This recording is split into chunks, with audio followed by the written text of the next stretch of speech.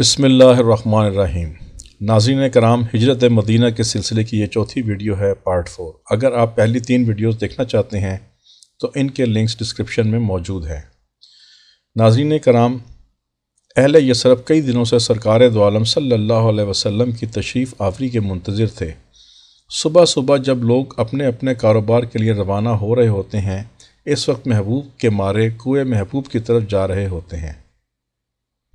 یثرب اور اس کی نوائی بستی قبا کے وارثگان عشق کا یہی حال تھا۔ صبح دم گھروں سے نکل جاتے اور دوپہر تک مکہ مکرمہ کی طرف سے آنے والے راستے پر سراپا انتظار و اشتیاق بنے رہتے۔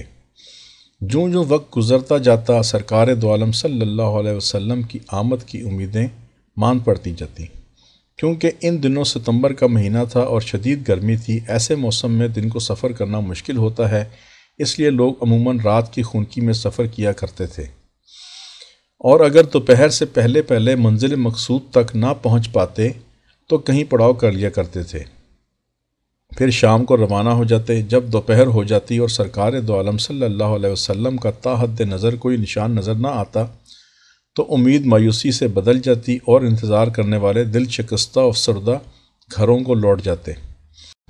ایک دن اہل قباء اسی طرح مایوس ہو کر واپس جا چکے تھے کہ ایک یہودی اپنے بلند و بالا قلعے پر چڑھا۔ ناگاہ اس کی نظر مکہ کے راستے پر پڑی تو اس کو دور سے چند آدمی آتے ہوئے نظر آئے۔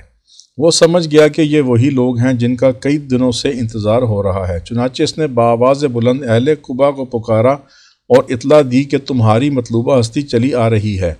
اس کی آواز سنتے ہی پسماندہ دلوں میں خوشی کی ایک لہر دوڑ گئی اور چند لمحوں میں تقریباً 500 اہل محبت اپنے جسم پر ہتھیار سجا کر تیار ہو گئے اور سرکار دو عالم صلی اللہ علیہ وسلم کے استقبال کے لیے دوڑ پڑے۔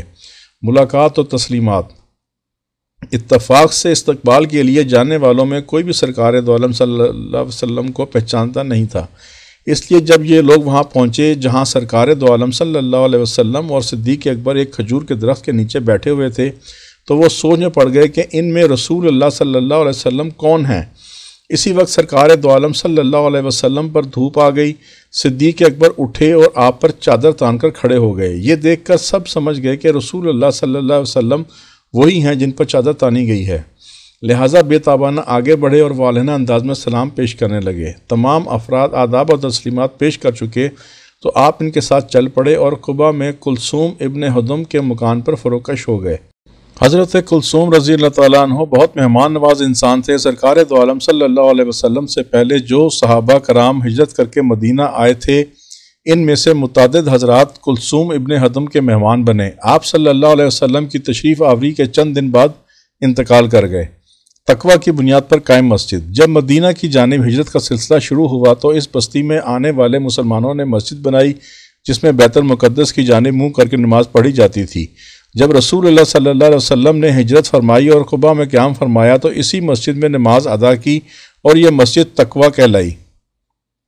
قباء میں قیام کے دوران سرکار دو عالم صلی اللہ علیہ وسلم نے اس مبارک مسجد کی تعمیر میں حصہ لیا، جس کو قرآن کریم نے ایسی مسجد جس کی بنیاد پہلے دن سے تقویٰ پر رکھی گئی قرار دیا۔ اس کی تعمیر کے لیے جب صحابہ پتھر ڈھو رہے تھے تو سرکار دو عالم صلی اللہ علیہ وسلم بنفس نفیس ان کا ہاتھ پٹا رہے تھے اور بڑے پتھر اٹھا کر لا رہے تھے۔ اتنا بھاری پتھر اٹھا لیتے کہ جس میں اقدس میں خم آ جاتا۔ یہ دیکھ کر کوئی صحابی دوڑ کر آتے اور عرض کرتے، یا رسول اللہ، میرے ماں باپ آپ پر قربان، مجھے دیجئے، میں اٹھا لیتا ہوں۔ آپ اس محبت بری پیشکش سے بہت خوبصورت انداز میں پہلو بچا جاتے اور کسی دوسرے پتھر کی طرف اشارہ کرتے ہوئے ارشاد فرماتے، تم اس کو اٹھا لو۔ پتھر ڈھونے والوں میں مشہور شاعر حضرت عبداللہ بن رواحہ بھی شامل تھے، جن کو اللہ تعالیٰ نے فصاحت اور شجاعت دونوں بھرپور انداز میں عطا فرمائی تھی۔ بزم اشعار ہوں کہ مارکہ کارزار عبداللہ ہر جگہ پیش نظر آتے۔ کلام پر ان کی قدرت کا یہ عالم تھا کہ انہیں شعر کہنے کے لیے کسی قسم کی سوچ وچار کی ضرورت نہیں پڑتی تھی۔ وہ بآواز بلند یہ اشعار پڑھ رہے تھے۔ ترجمہ: یقیناً وہ شخص کامیاب ہے جو مسجد تعمیر کرتا ہو، اٹھتے بیٹھتے قرآن پڑھتا ہو اور رات کو سویا نہ رہتا ہو۔ سرکار دو عالم صلی اللہ علیہ وسلم اور دیگر صحابہ کرام بھی حضرت عبداللہ کی لے میں لے ملا کر اس گیت کو دہرا رہے تھے اور ان کی مترنم آوازوں اور خوش آہنگ صداؤں سے قباء کی فضا گونج رہی تھی۔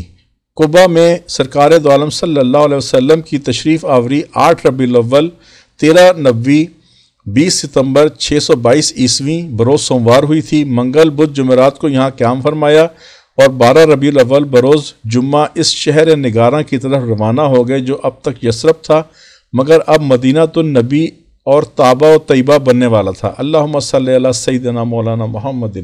ناظرین کرام، اگر ویڈیو پسند آئی ہو تو لائک کریں، سبسکرائب کریں، بیل آئیکن پر کلک کریں تاکہ ہم سب سرکار دو عالم صلی اللہ علیہ وسلم کی ذات اقدس کے بارے میں زیادہ سے زیادہ جان سکیں اور نئے آنے والی ویڈیو کے بارے میں آپ کو مطلع کر سکیں۔ شکریہ، اللہ حافظ۔